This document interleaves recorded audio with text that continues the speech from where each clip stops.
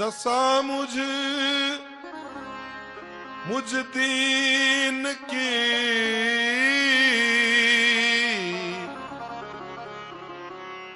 भगवन दशा मुझ दीन की भगवन संभालो। ये तो क्या होगा दशा मुझ दीन की भगवन दशा मुझे दीन की भगवन संभालो। ये तो क्या होगा अगर चरणों की सेवा में, अगर चरणों की सेवा में लगा लो। ये तो क्या होगा दशा मुझ दीन की भगवन संभालो।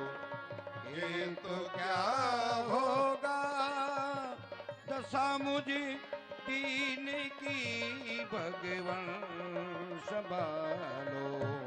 ये तो क्या होगा। हमने कृपा की है भगवान आप पे। अगर हम दीन न होते तो आप दीन बंधु कैसे होते? अगर हम दीन ही न होते तो आप दीनानाथ कैसे होते हैं? अगर हम करुणा के पात्र न होते तो आप करुणा सागर कैसे होते?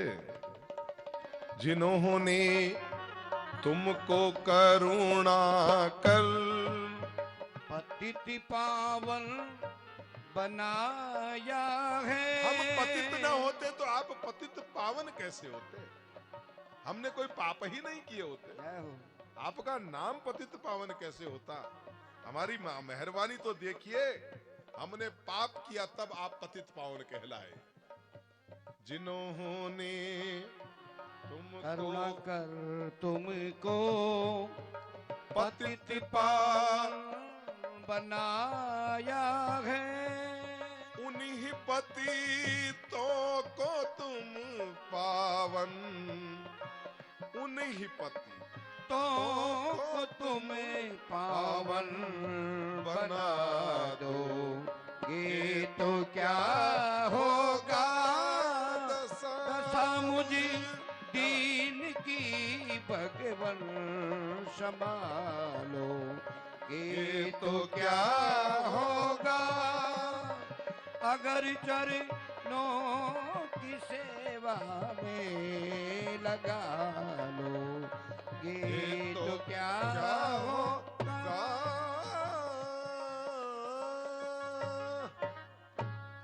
भगवान आप अगर कृपा करें तो हम भी अपने जीवन में कोई न कोई प्रिय व्रत तो ले। हमेशा कोई न कोई दुष्ट व्रत ही लेते हैं, या तो लोभी होने का लेते हैं, या सारी रात दिन काम क्रोध मद लोभ ईर्ष्या द्वेष अंधकार या अहंकार हमारे मनों को कलुषित करते रहता है। प्रभु इस दूषित मन में कभी कोई प्रिय विचार तो आए, और कहते हैं जिसके मन में प्रिय विचार आए वो प्रिय व्रत है। ऋषभदेव जी महाराज अपने बेटों को लेकर बैठे थे। ऋषभदेव जी ने अपने पुत्रों से पूछा, बेटा आप सब लोग बड़े जवान हो गए, युवा हो गए, आपसे एक प्रश्न बेटों से करना चाहता हूं। बेटा जब जवान हो जाए ना तो उससे मित्रवत व्यवहार करना चाहिए। जवान बेटे से मित्रता का व्यवहार करिए। सबसे बड़े पुत्र ने कहा, कहिए पिताजी क्या पूछना चाहते हैं? बोला, बेटा आज मैं आपसे कुछ ज्ञान की चर्चा करना चाहता हूं। तो कहा बताइए। तो राजा ने पूछा कि ये शरीर तुमको क्यों मिला है? तो बोला, हमारा शरीर मिला है, सुबह उठते हैं, स्नान करते हैं, फिर उठते हैं, अपनी अपनी ड्यूटी पे चले जाते हैं। किसी को जयपुर जाना होता है जयपुर चले जाते हैं, कोई अजमेर चला जाता है, कोई किसी को फुलेरा में ही काम करना होता है तो फुलेरा में करते हैं, दुकान पे जाना होता है दुकान पे चले जाते हैं, शाम को आते हैं, फिर खाना खाते हैं, रात्रि को सो जाते हैं, बाल भोग ले लेते हैं, रात्रि आनंद, फिर सुबह दिन का एक दिन ये इसी तरीके से कट जाता है। तो ऋषभ देव जी ने दूसरा प्रश्न किया कि बेटा क्या कभी तुमने सोचा कि ये शरीर क्या तुमको सिर्फ इसीलिए मिला है कि सुबह उठो फिर दुकान पे चले जाओ फिर काम करो, रात को आओ और सो जाओ और जिंदगी का एक दिन कम कर दो? क्या इसी एक चक्र को घुमाने के लिए तुम्हें जीवन मिला है? क्या यही जीवन का सत्य है? क्या यही मनुष्य जीवन की महानता है? क्या तुम ऐसे ही शिशुपाल बने रहोगे? अरे बच्चों को पालने वाला ही शिशुपाल तो है। तुम्हारे शिशुपाल रूपी मन का हनन करना होगा, यही करोगे? ऋषभ देव जी ने कहा नायम देहो देह भाजाम, नायम देहो देह भाजाम नृलोके कष्टान कामान अर्हते विंग भुजाए। अच्छा,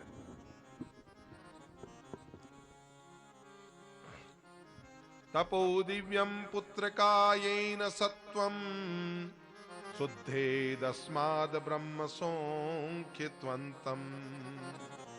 बेटा केवल खाने के लिए, पीने के लिए, हंसने के लिए हमें ये शरीर नहीं चाहिए, बल्कि क्या करना चाहिए कि तुझे जो ये मानव रूप मिला है ना, उसका जीवन में सदुपयोग करना। देख तो सही भगवान ने तुझे कितना सुंदर बनाया है। बड़े भाग मानुष तन पावा, सुर दुर्लभ सब ग्रंथन गावा। बड़े भाग्य से मनुष्य का शरीर मिला है। हमारे ढूंढाड़ी में एक भजन गाते हैं ना, इधर राजस्थान में गाते हैं क्या, रथन अजब बनायो भगवान, खिलौनो माटी को रथन अजब बनायो भगवान खिलौनो।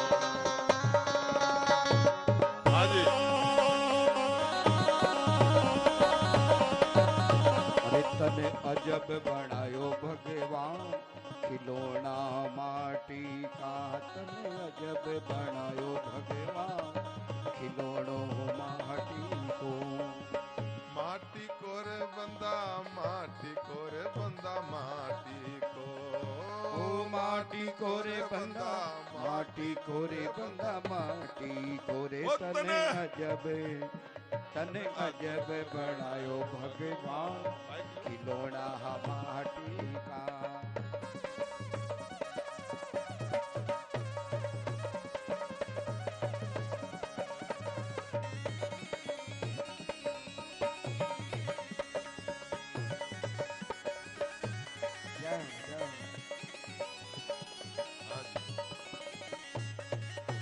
माटी का, अरे माटी का रे बंदा, माटी को रे बंदा, माटी को रे बंदा, माटी को रे। तन तन तन अजब बनायो भगवान, खिलौना माटी का रे। तन अजब बनायो भगवान, खिलौनो माटी को। आँख दई रे बंदा दर्शन कर ले, आँख दई रे बंदा दर्शन कर ले। आँख दीनी रे भाया दर्शन कर ले, आँख दई रे बंदा दर्शन कर ले। उठन कान दिया रे सुन ज्ञान, खिलौनो माटी को। उठन कान दिया रे सुन ज्ञान, खिलौना माटी का। उठन अजब बनायो भगवान, खिलौनो माटी को। तन अजब बनायो भगवान, खिलौना माटी का। पाव दिया रे बंदा दर्शन कर ले, पाव दिया रे बंदा तीरथ कर ले, पाव दिया रे बंदा तीरथ कर ले। वो तन हाथ दिया रे दे दान, खिलौनो माटी वो तन हाथ दिया रे कर दान, खिलौनो माटी को। वो तन जब बनायो भगवान, खिलौनो माटी को रे तन जब बनायो भगवान, खिलौना माटी का।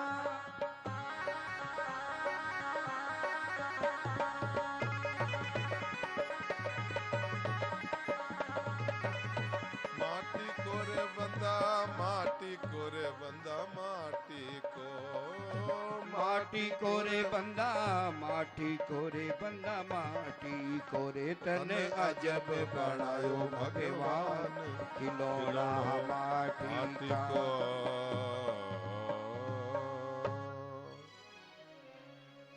जीवन में शरीर मिला है, ये मानव शरीर मिला है। एक बात बताऊं, आप इतने बड़े बड़भागी हैं कि ऐसा शरीर देवताओं को भी नहीं मिलता। आपने देवताओं को नाम सुना है ना, भाई देवता हुए भगवान का फरिश्ता, लेकिन देवताओं को इतना अच्छा शरीर नहीं मिला। सब देवताओं की हालात हमारे जैसी नहीं है। कोई कोई देवता के तो 4 मुंडा, किसी किसी के तो 4 मुंह हैं। अब वो बेचारे रात को सोते ही कैसे होंगे। किसी के 10 हाथ हैं, किसी के 20 भुजा हैं, है? तो उनकी तो किसी के 3 नेत्र हैं। सब अटपटे हैं। सबसे सुंदर अगर कोई प्राणी भगवान ने बनाया तो वो मनुष्य को बनाया। और देवता लोग भी चाहते हैं, बड़े भाग मानुष तन पावा सुर दुर्लभ।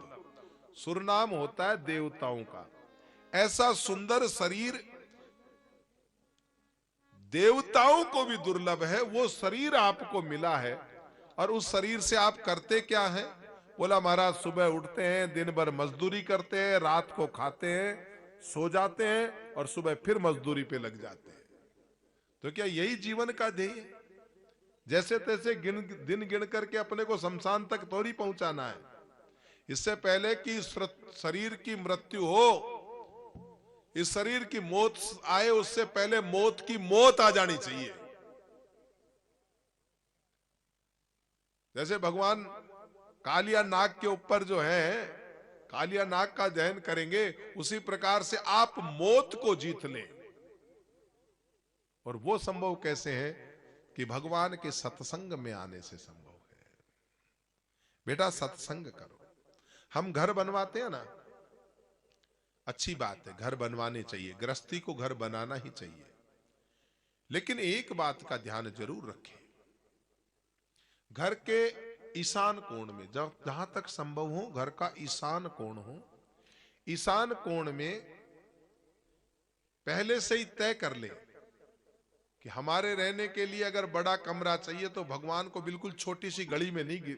कई जने कहते हैं महाराज बना तो लिया, कोना तो ले लिया ईशान का, लेकिन ठाकुर जी को इतनी सी जगह दी। थोड़ी खुली जगह तो घर के 5 आदमी तो बैठ करके ध्यान कर सके। तो घर के ईशान कोण में आप इतने सुंदर सुंदर ड्राइविंग रूम बनाए, जरूर बनाए, लेकिन मेरे ठाकुर जी का रूम सबसे सुंदर बनाए, ये आपकी जिम्मेवारी है। तो आपका घर फिर घर नहीं रहेगा, आपका घर मंदिर हो जाएगा। बोलो जय श्री कृष्णा। और कईयों ने तो बना रखे हैं ना। और अगर जगह की उपलब्धता नहीं है तो थोड़ी हो। भगवान भाव का भूखा है, भगवान को छोटी और बड़ी जगह नहीं चाहिए। तुम्हारे दिल में जगह व्यापक होनी चाहिए।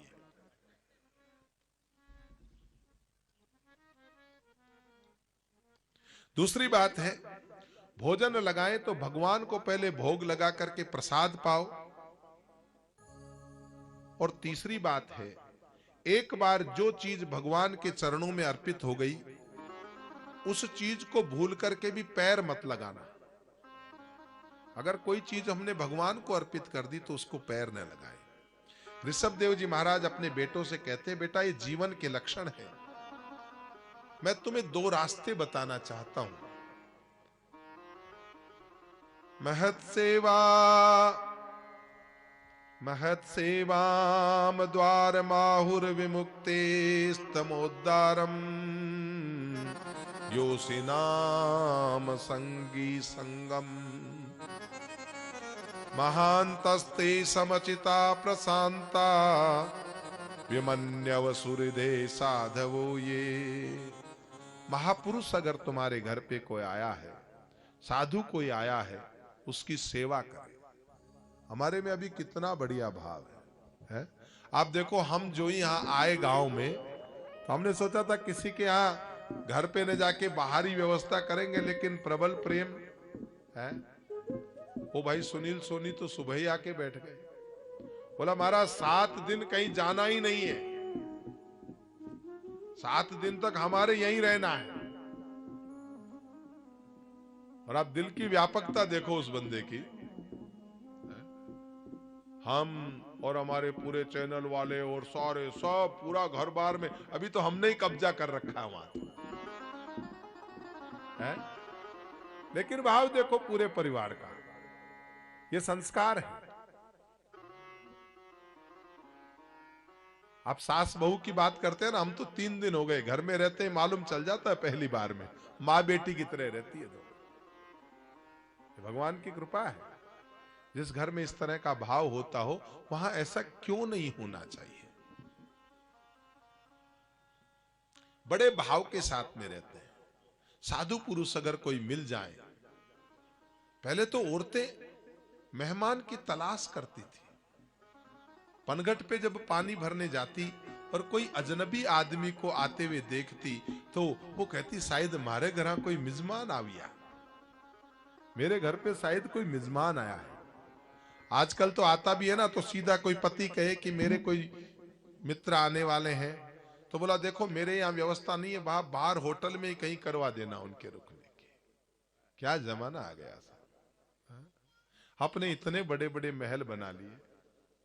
आज के कुछ वर्षों पूर्व हम एक कमरे में रहते थे और उसी में शादी विवाह संपन्न होते थे, लेकिन उन शादी विवाह में हमारा आपसी प्रेम कितना था, फूफा जी को जाने मत देना, बैग पकड़ करके वापस ले आते थे। आज तो मंगलवार है और आज तो बुधवार है, आज चौथ है, आज तीज है, रहने को कमरा एक, लेकिन दिल की व्यापकता तो देखो है। एक कमरे में कैसे वो परिवार रहता था और इतने मेहमान आते थे, एक भी मेहमान को जाने नहीं, और पकड़ो इनका बैग और जिद्दी कर लेते थे। आजकल तो ऐसा प्रेम कोई है ही नहीं, इतने बड़े समझदार हो गए हम लोग। अगर कोई जिद करता भी है बच्चा, उसको कहता तू समझता नहीं, जाने दे, इनके काम है, ये काम ही दुख देता है? काम का मतलब ये काम है, असली काम आजकल ये आ गया। हम कितने स्वार्थी हो गए। पहले तो बारात में भी जाते थे तो 2 दिन जाते थे, आजकल तो कौन बारात में आया है और कौन नहीं आया कोई मालूम नहीं चलता। शाम को गए, घंटा भर रुके और उसके बाद में बाराती रवाना है। हमारी जिंदगी कितनी फास्ट हो गई है। ऐसे में क्या एक दूसरे के साथ संबंध स्थापित किए जा सकते हैं? अरे भगवान को तो छोड़ो, आप समाज को और व्यवहार को भी समय नहीं दे पा रहे। भगवान तो बड़ी बात है। इसलिए कहने का मतलब यह है, जीवन का ऐसा एक लक्ष्य बनाओ कि भगवान करे हमारे घर में नित्य मेहमान आए। जीवन का एक लक्ष्य बनाओ बेटा, परमात्मा चिंतन। जितना समय हो सके भगवान के चिंतन में गुजारो। एकांत में बैठकर ऋषभ देव जी महाराज ने आत्मचिंतन किया। भीतर में सोचा इतना बड़ा साम्राज्य बना लिया, पूरे संसार का मेरे पास राज है, फिर क्या? अगर गुरु की कृपा न हो और भगवान के चरणों में प्रीति न हो तो कुछ भी कर लो। शंकराचार्य जी ने लिखा है ना, शरीरम स्वरूपम यथा वा कलत्रम, शरीरम स्वरूपम तथा वा कलत्रम, यशस्यारुचित्रम धनम मेरुतुल्यम मनश्चेन लग्नो गुरोरंघ्रिपद में, मनश्चेन लग्नम गुरोरंघ्रिपद में, ततः किम ततः किम ततः किम ततः किम ततः किम ततः किम ततः किम ततः किम। कितना ही शरीर स्वरूप मिल जाए, कितने ही आप सुंदर हो जाएं, कितना ही आपके पास संसारी का राज मिल जाए, धनम मेरु तुल्यम, पहाड़ के बराबर आपको धन मिल जाए, लेकिन आपके चरणों, आपका भगवान श्री गोविंद के चरणों में अगर स्नेह नहीं है, आपका भगवान के चरणों में अगर प्यार नहीं है, तो कुछ भी नहीं मिला। मन का संबंध भगवान के चरणों में होना चाहिए। यही जीवन का सार है, और यही समझने के लिए, भगवान से अपना दिल जोड़ने के लिए ही हम कथा में आए हैं। लेकिन आजकल के संस्कार के लोगों को क्या चाहिए? बाबा जी कोई चमत्कार करने वाला चाहिए।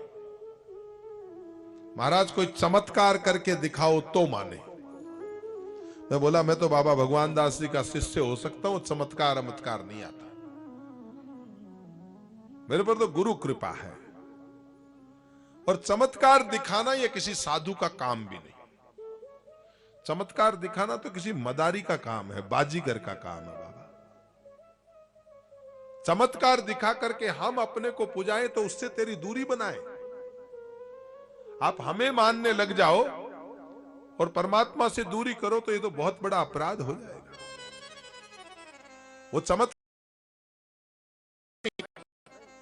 हम तो उसका प्रचार करते हैं, चमत्कार है, लेकिन हम अपने ऊपर नहीं लेते। कोई कहता भी है तो कहते हैं, भैया तेरा संकल्प भागवत जी पे यहां रख के चले जाना और 7वें दिन उस संकल्प को लेके चला जाना। हमारा विश्वास है, कोई आडंबर नहीं है, पाखंड नहीं है। मेरा विश्वास है 7 दिन पोथी सुना हुआ वो संकल्प तेरी मुराद जरूर पूरी करेगा। लेकिन इसको हम चमत्कार तो नहीं कहेंगे। मेरी दृष्टि में तो चमत्कार करने वाला व्यक्ति जो है अच्छा नहीं है, नहीं करना चाहिए चमत्कार आदि की बातें। हालांकि बहुत कुछ है, संकल्प बल में सिद्धि है, आप सब कुछ जान भी सकते हैं, ध्यान में वो सिद्धि है। विज्ञान कहती है you have 9000 crore neurons in your mind. हजारों करोड़ न्यूरॉन्स आपके मानवीय मस्तिष्क में भरे हैं। एक एक की साधना करो तो nothing is impossible, everything is the possible. सब कुछ संभव है। अगर आप ध्यान करते हैं तो आप भी चमत्कारी हो जाते हैं, लेकिन मदारी का खेल दिखाने के लिए नहीं। देखो, एक चींटी ध्यान करती है ना, तो घर की रसोई में थोड़ा घी ढोल दो और शक्कर ढोल दो। अब वो चींटी कहीं बाहर बैठी बैठी तपस्या कर रही है, अपनी नासिका से उसको ऐसी खुशबू आती है कि आपकी फ्रिज के ऊपर भी अगर ढुल गया होगा ना घी, तो वहां भी चींटी पहुंच जाती है। पहुंचती है कि नहीं पहुंचती? कैसे मालूम चलता है? उसमें मात्र एक न्यूरॉन्स है। मेरे पास गाय माता कभी आती है ना, तो मैं देखता हूं, वो बड़ा प्रेम से आती है, तो मैं उसको रोटी देता हूं तो रोटी खा लेती है। अब उसके नासिका की शक्ति देखिए। रोटी को जब मैं मुट्ठी में बंद कर लेता हूं, कई बार मेरा मूड हो जाता है तो अपने गौशाला की गाय से तो मैं बड़ा विनोद करने लग जाता हूं, तो रोटी को मैं गोपाल जी ऐसे मुट्ठी में बंद कर लेता हूं। तो जब तक रोटी मुट्ठी में रहती है तो उसको मालूम पड़ जाता है सुगंध, तब तक वो हाथ के चारों तरफ, और कई बार खाली मुट्ठी बंद करो तो, यानी उसका नाक कितना तेज है।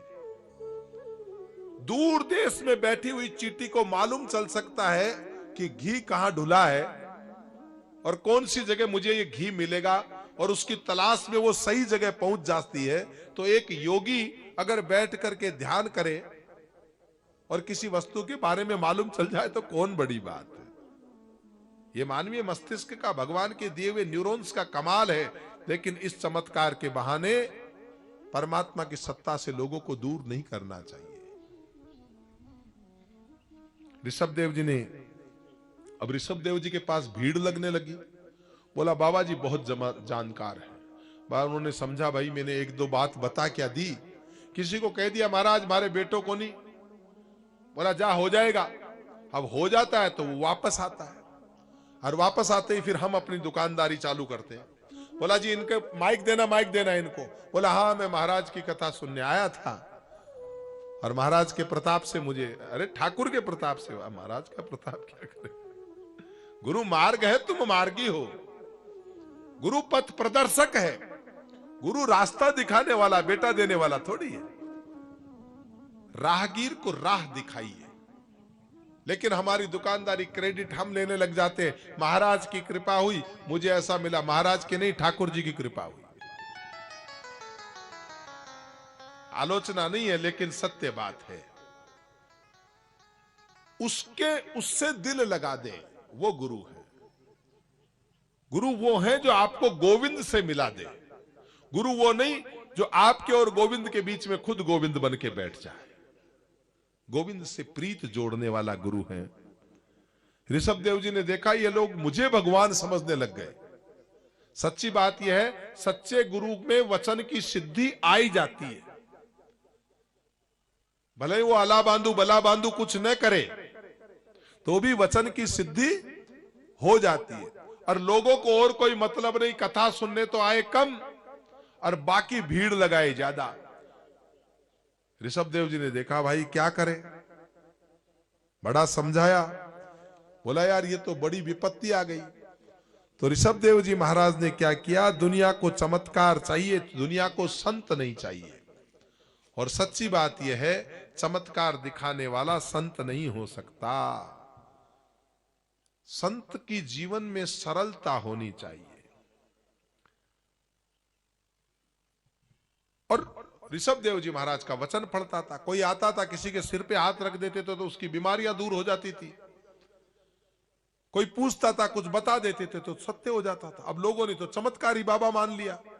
ऋषभ देव जी ने देखा भाई ये परेशान करेंगे, तो ऋषभ देव जी महाराज ने क्या किया, इन लोगों से बचने के लिए अपने मुंह में पत्थर रख लिए।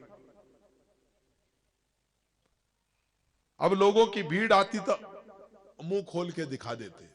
बोला बाबा जी थे तो बड़े चमत्कारी, लेकिन बाबा जी तो पागल हो गए आजकल, ये पत्थर मुंह में क्यों रख रखे हैं। परिणाम ये हुआ ऋषभ देव जी ने नहाना धोना भी छोड़ दिया।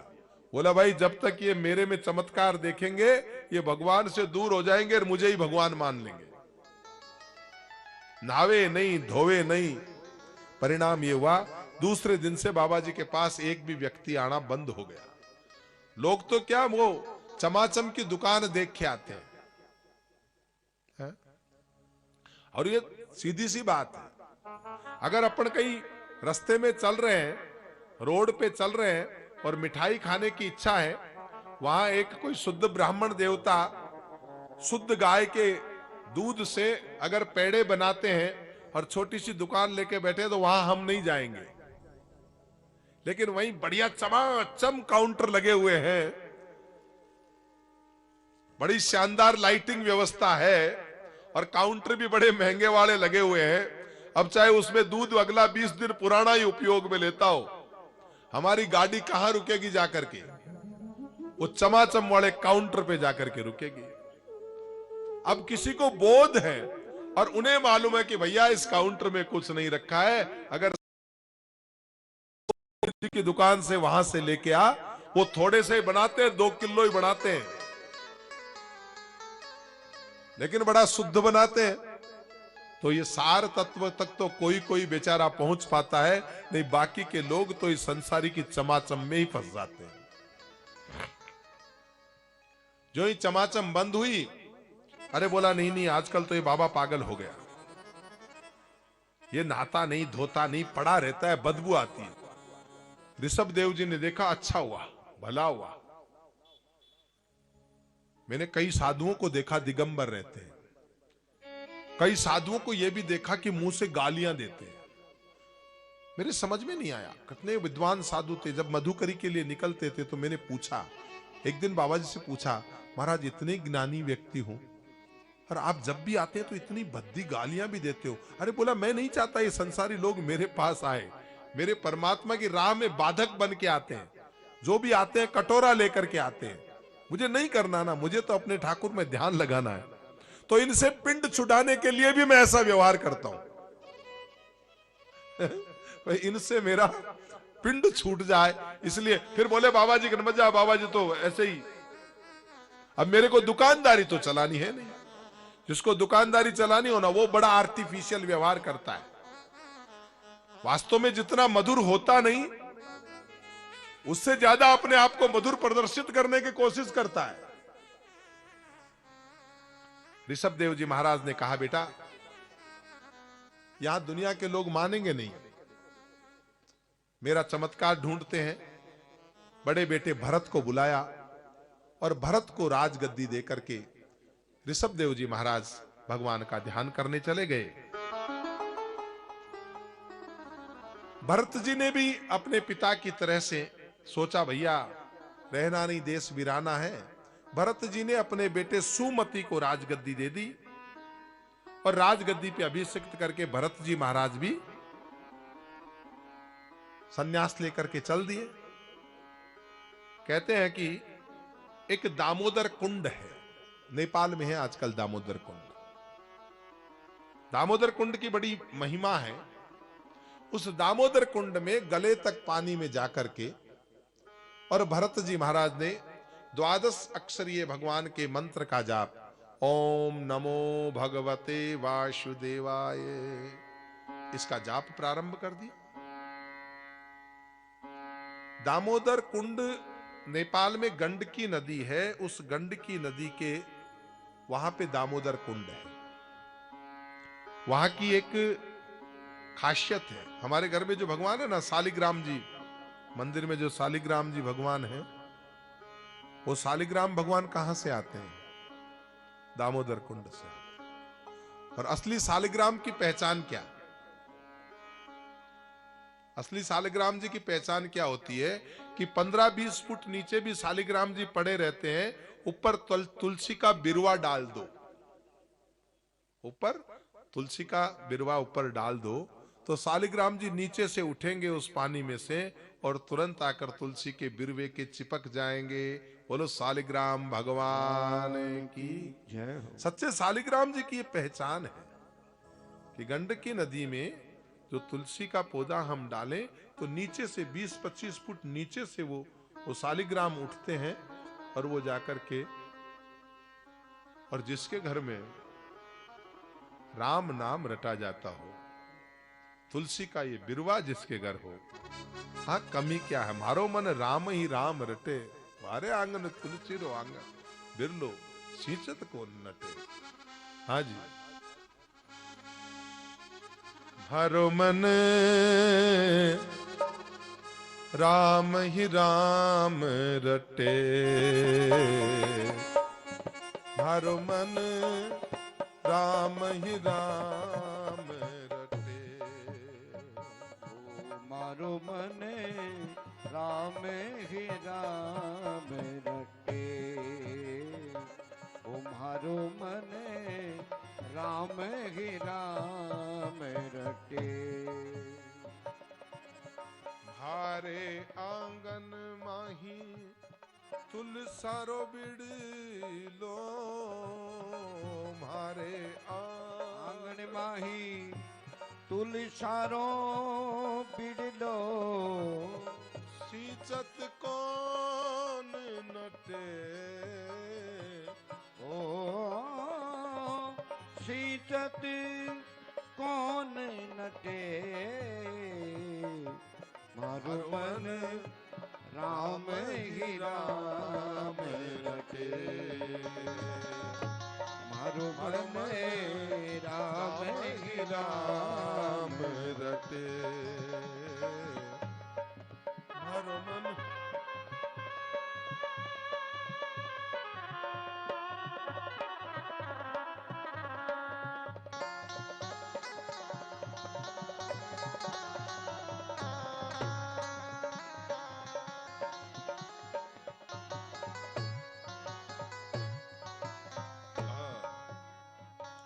का मतलब मेरो मन राम ही राम रटे। गंडकी नदी में इतने ते शरीर में को डुबो करके खाली सिर सिर बाहर रखते थे भरत जी महाराज, और वहां तपस्या कर रहे हैं। कहते हैं अगर कोई व्यक्ति गले तक पानी में अपने शरीर को डुबो करके किसी भी नदी में, गंडकी नदी, गंगा या यमुना हो तो बड़ी बात है, बाकी किसी भी नदी में अगर यहां तक पानी में खड़ा रह करके गायत्री मंत्र का जाप करता है तो उसे गायत्री सिद्ध हो जाती है। ऐसी मान्यता है, पक्की मान्यता है। वहां खड़े खड़े भरत जी महाराज मेरो मन राम ही राम रटे, राम ही राम का रटन कर रहे थे। तभी उन्होंने देखा कि उधर से एक शेर दहाड़ रहा है और शेर की दहाड़ से एक हिरणी दौड़ी हुई आई, और वो हिरणी जो ही दौड़ती दौड़ती आई, वो आते ही उस दामोदर कुंड में कूद गई, और कूद करके जैसे तैसे हिरणी बाहर निकल गई। लेकिन हिरणी के गर्भ था, उसने उसी कुंड में एक बच्चे को जन्म दे दिया, और दामोदर कुंड के बाहर जाते ही वो हिरणी तो मर गई, लेकिन वो बच्चा जो था वो जिंदा रह गया।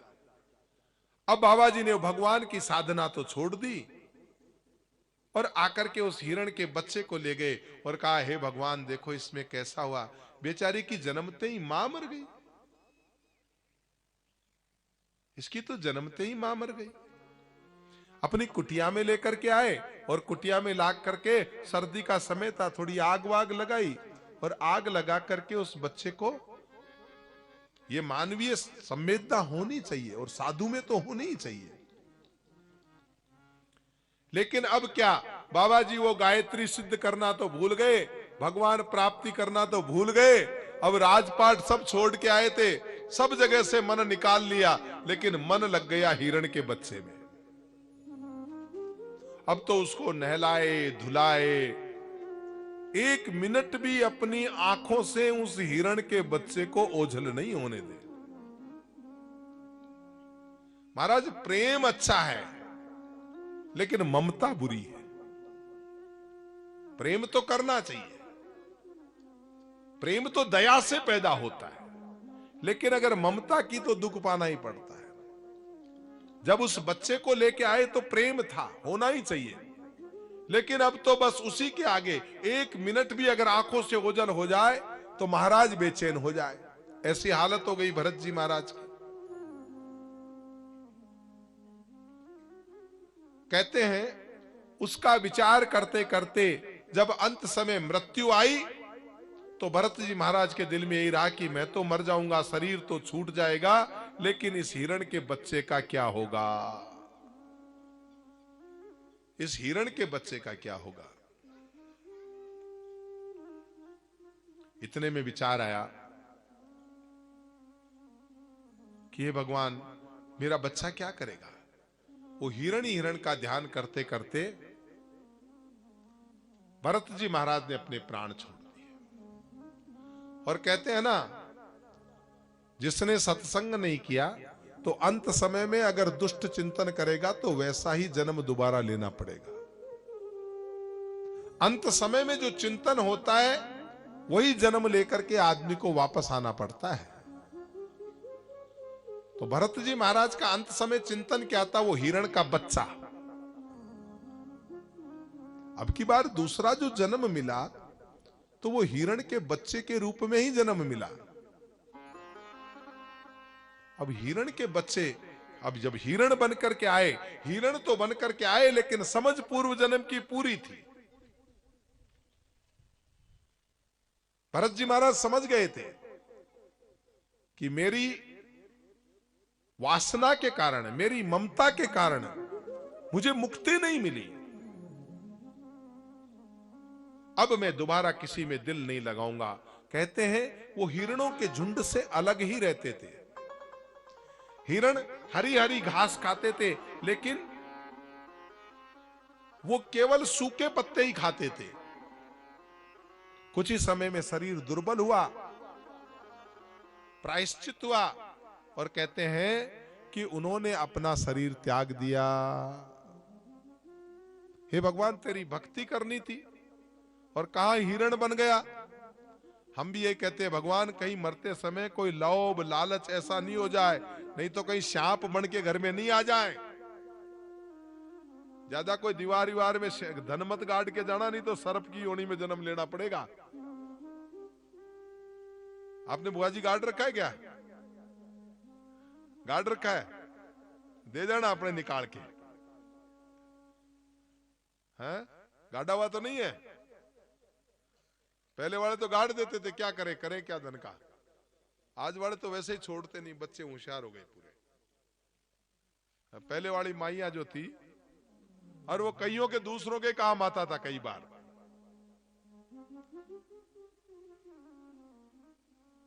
तो कहने का मतलब है भगवान से इतनी प्रार्थना करना कि इतना तो करना स्वामी, छेड़िए जब प्राण तन से निकले। श्री गंगा जी का तट हो, इतना तो करना स्वामी जब प्राण तन से निकले। इतना तो करना स्वामी जब प्राण तन से निकले। इतना तो करना स्वामी गोविंद नाम लेके जब प्राण तन से निकले। इतना तो करना स्वामी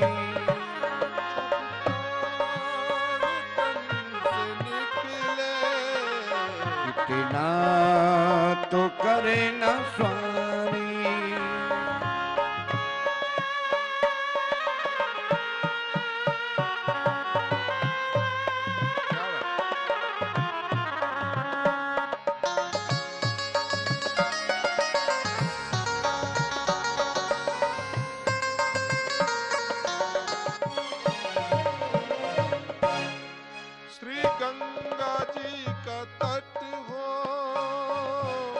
यमुना का बंसीवट हो, श्री गंगा जी का तट हो।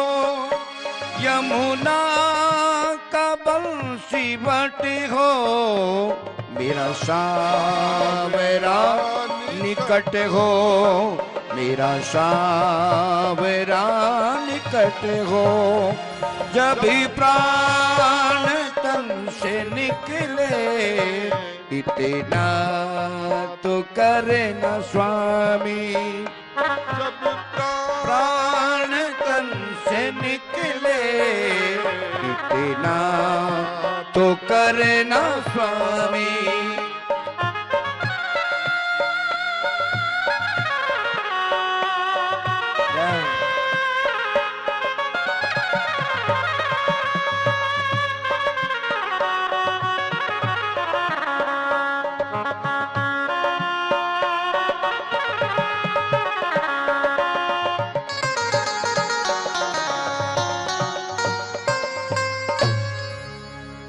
तो करना स्वामी जब प्राण तन से निकले। भगवान आपकी कथा में आए हैं, भजन कर ले, ध्यान कर ले, अच्छी बात है, कोई बात नहीं। सब कुछ अगर नहीं बन पाए, इतनी कृपा हम पे जरूर करना नाथ, मरते समय तू याद जरूर आ जाना। गंगा जी को तट हो, चाहे यमुना को बंसी वट हो, पर मेरो सावरो निकट हो, जब मेरो प्राण तन से। और ऐसे सोचते सोचते अब की बार में जब हिरण का शरीर त्यागा, तो सोचा भगवान हिरण के शरीर में तो आपकी बंदगी नहीं कर सकता, किसी भी देह में भजन नहीं हो सकता। अब तो किसी नैष्टिक ब्राह्मण के यहां मेरा जन्म हो जाए, ताकि बचपन से ही मुझे संस्कार भी अच्छे मिले, सद्भावना भी मिले। तो मैं तो ये चाहता हूं कि मुझे किसी ब्राह्मण के घर जन्म मिले। और महाराज ने जब हिरण का शरीर छोड़ा, तो अंतिम समय इच्छा क्या थी कि किसी ब्राह्मण के घर जन्म मिले। तो महाराज ब्राह्मण के घर जन्म हुआ। 5-7 साल के हुए और बोला यज्ञोपवीत संस्कार कराओ।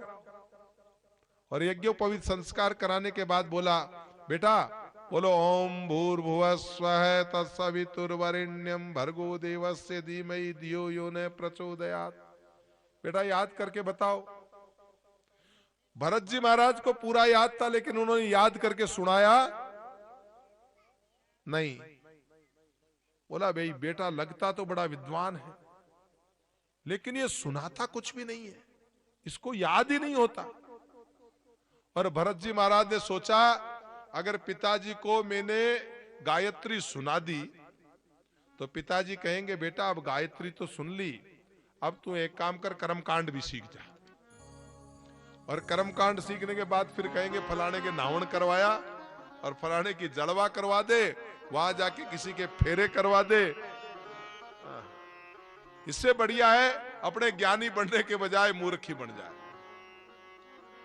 अब तो सब भाई जो थे वो कहते थे ये तो जड़ है, इसको कुछ भी याद नहीं रहता, ये तो ब्राह्मण के घर इसका तो जन्म ही क्यों हो गया, एक गायत्री मंत्र इसको याद नहीं हुआ, ये तो जड़ पत्थर है। तो भरत जी महाराज का ब्राह्मण देवता के यहां भी नाम तो भरत रखा, लेकिन जड़ नाम होता है मूर्ख का। इसलिए आपका नाम पड़ गया जड़ भरत। भाई लोग इतना दुर्व्यवहार करने लगे महाराज, और भाभियां तो ऐसी दुष्ट आई थी कि रात का कोई बासी दो बास जाता है ना खाना, बासा हुआ तो किसी को नहीं देते ना, वो बासा हुआ खाना भी उनके सामने डाल देते थे। और भरत जी महाराज की इसमें भी परमात्मा तू ही है, वो खा जाते थे। और भाभियां कहती थी देख लो अपने भाई को, इसको इतना भी होश नहीं रहता कि खाना अच्छा है या बासा हुआ है, इसको बासी भोजन का भी मालूम नहीं रहता।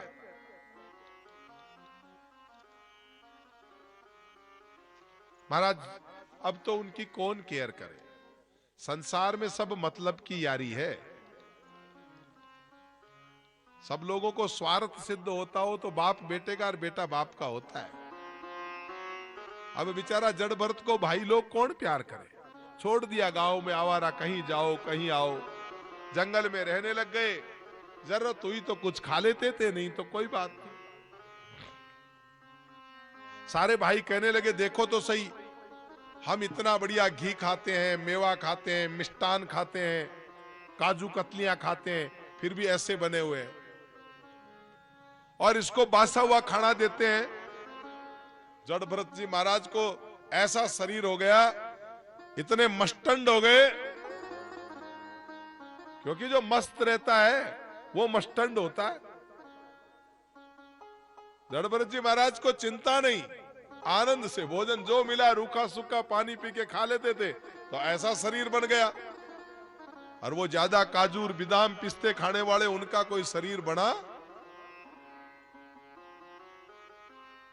अब जंगल में रहते थे, पागलों की तरह घूमते थे।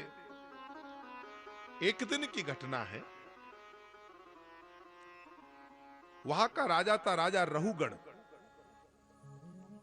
राजा रहुगण पालकी में बैठ करके कहीं जा रहा था, अपने गुरु महाराज के पास ज्ञान लेने जा रहा था। राजा रहुगण की पालकी का एक कहार जो था, वो कहार बीमार हो गया। कहारों ने कहा कि महाराज क्या करें, ये तो बहुत ज्यादा शरीर तप रहा है, इसकी चलने की क्षमता नहीं है, ये पालकी उठा नहीं पाएगा। राजा रहुगण ने कहा कि कोई बात नहीं, अपने राज्य में राजा की सेवा करना सबका धर्म होता है, आसपास में जो भी कोई व्यक्ति मिले उसे बुला लो और उससे पालकी उठवाओ। इधर उधर देखा, इतने में उनकी नजर क्या मिली, अरे बोला महाराज हड़का मोड़ा नहीं, अब के तो मस्टंड लेके आए बढ़िया शानदार। जड़ भरत जी महाराज को लेकर के और पालकी में जोत दिया। जड़ भरत जी का एक नियम है कि जान में कोई भी क्या हुआ, कोई जानवर पैरों के नीचे न आ जाए, कोई चींटी भी अपने पैर के नीचे आ नहीं जाए। अब पालकी तो चला रहे हैं, लेकिन पालकी चलाते चलाते अगर कोई रास्ते में अगर कोई चींटी आ गई तो उछल रहे हैं। राजा चिल्लाया, अरे ऐसे क्या पालकी चला रहे हो, मेरे सिर पे चोट लगी। बोला महाराज हम तो सही चला रहे हैं, पर ये नया पालकी वाला है ना जो आया है कहार, ये सही नहीं चल रहा है। राजा बोले ये कैसा मूर्ख आदमी उठा करके ले आए तुम? अरे बोला तू इतना खाता पीता है, तेरे से पालकी ढंग से नहीं चलती।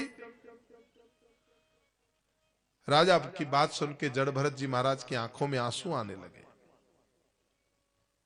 बोला तू मुर्दा है कि जिंदा है, ऐसे पालकी चला रहा है? जड़ भरत जी ने सोचा मेरी जिंदगी में किसी से कुछ कहा नहीं, लेकिन अगर आज इस राजा को कुछ नहीं कहूंगा तो लोग कहेंगे एक संत के कंधे पे बैठने के बाद भी कोई व्यक्ति अज्ञानी रह गया। अरे कोई संत के कंधे पे बैठ जाए, हम कितना गर्व के साथ कहते हैं। हमें अपने ज्ञान पे कोई ज्ञान है कहां? हम तो गुरु महाराज की प्रसादी बांटते हैं। बाबा जी से जो कुछ सीख पाए, संगीत में सीखा या साहित्य में सीखा, हालांकि अलग बात है कि इसमें, लेकिन मार्ग दिखाने वाले तो वही है ना। गुरु राह है तुम राही हो। एक बार उस पथ पे डाल गए तो फिर और अलग अलग लोग मिलते गए, लेकिन आपको इस रास्ते पे लगाने वाला वो सबसे बड़ा गुरु है। अब उनका सानिध्य प्राप्त करके भी अगर कोई व्यक्ति महान न बनाए तो फिर गुरुता कैसी? ये मेरे कंधे पे आ गया, अब इसका योगक्षेमम वहन करना ये तो मेरा धर्म बनता है। जड़ भरत जी महाराज ने सोचा इतने दिन तो मैंने ज्ञान को छुपा के रखा, लेकिन आज तो प्रकट करना ही। आज अगर नहीं बोलूंगा तो लोग बोलेंगे जड़ भरत जैसे ज्ञानी व्यक्ति ने कंधा दिया। एक मूर्ख राजा को कंधा दिया एक ज्ञानी ने, बड़ी उल्टी कहावत हो जाएगी। पालकी रखी है कंधे पे, राजा ने फिर डांटा और कहा अरे देख के नहीं चलते, शर्म नहीं आती? तब कहते हैं हाँ जी, त्वयोदितं व्यक्तं विप्रलब्धं, त्वयोदितं विप्रं प्रलब्धं, भरते समे स्यादधिवीर भार, गन्तुर्यदि स्यादिगम्यध्वा पिबेति, रासो न विद्यां प्रवादे। राजन काफी देर हो गई, आप बहुत कुछ बोल रहे हैं, मेरे बात में एक चीज समझ में नहीं आई। पालकी चलाने वाले का परिश्रम होगा जो पालकी चलाता है, पर जो कोई चलाता ही नहीं उसको परिश्रम कैसे होगा? राजन जमीन पर चलने का श्रम उसे होता है जो जमीन पर चलेगा, लेकिन जो जमीन पर चलेगा ही नहीं तो उसको श्रम कैसे होगा? एक बात तुमने और कही कि तुम बड़े मोटे ताजा हो, इतना बड़ा शरीर लेके घूमते हो, तुमसे पालकी नहीं चलती। यह आपकी बात गलत है। क्या? स्तोल्यम कार्श्यम व्याधय आधयश्च,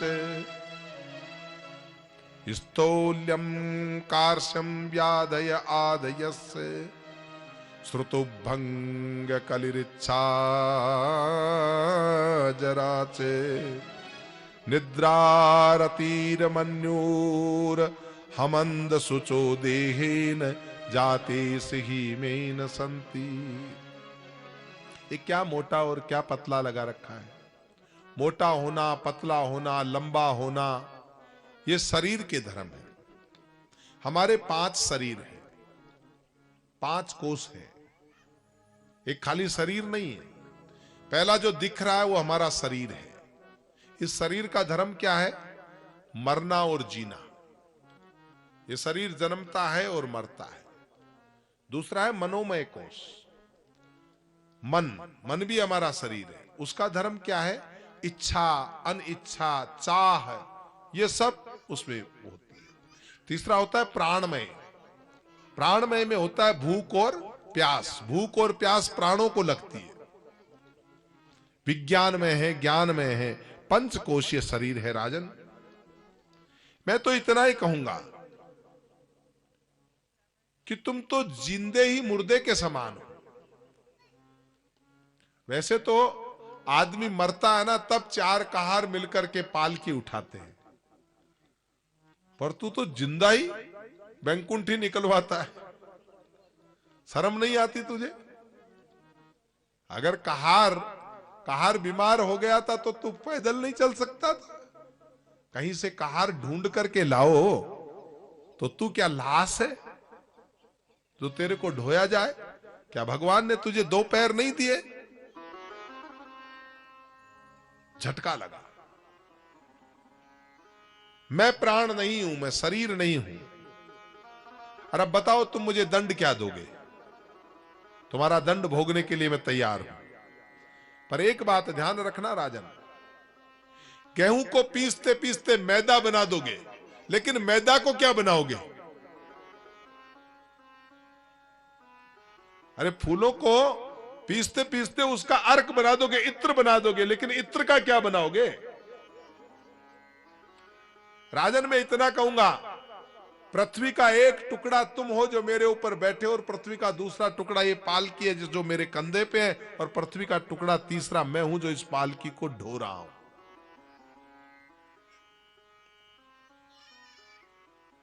अब बता किसे परिश्रम होगा? सब एक एक है, काम अलग है। जैसे गरम करने के लिए चावल रख दिए, तो चावल रखे तो गैस ने अग्नि प्रदान की भगोनी को, तो वो गैस आग पर भगोनी में फिर डाला पानी, और पानी ने फिर संपर्क किया चावल से। तो ऐसे ही तुम भी पत्थर, मैं भी पत्थर। बड़ी ज्ञान की बातें होती है। राजा रहुगण पालकी से नीचे कूद गया, बोला महाराज ये आप तो बड़े ज्ञानी व्यक्ति हैं, कैसी कैसी बातें कर रहे हैं, क्षमा करे। त्राहि माम कतस्त्वम निगूढ़ सरसी द्विजानाम। महाराज आप कौन है? आप अपना परिचय दीजिए। कतस्त्वम निगूढ़ सरसी द्विजानाम विभर्षि सूत्रम कतमो वधूत कस्यासि कुत्रप्य इह पी कस्मात् क्षेमाय न सचेदसी नोत शुक्ले। महाराज आप कोई बहुत बड़े ब्राह्मण हैं, या मुझे लगता है साक्षात भगवान कपिल ही तो उठ करके नहीं आ गए। आप हैं कौन? आप पराशर हैं? आप व्यास हैं? आप कपिल देव हैं? कौन है? आप भगवान कपिल देव तो नहीं आ गए मेरा अज्ञान दूर करने के लिए? भरत जी बोले ये तुम्हारी दूसरी गलती है।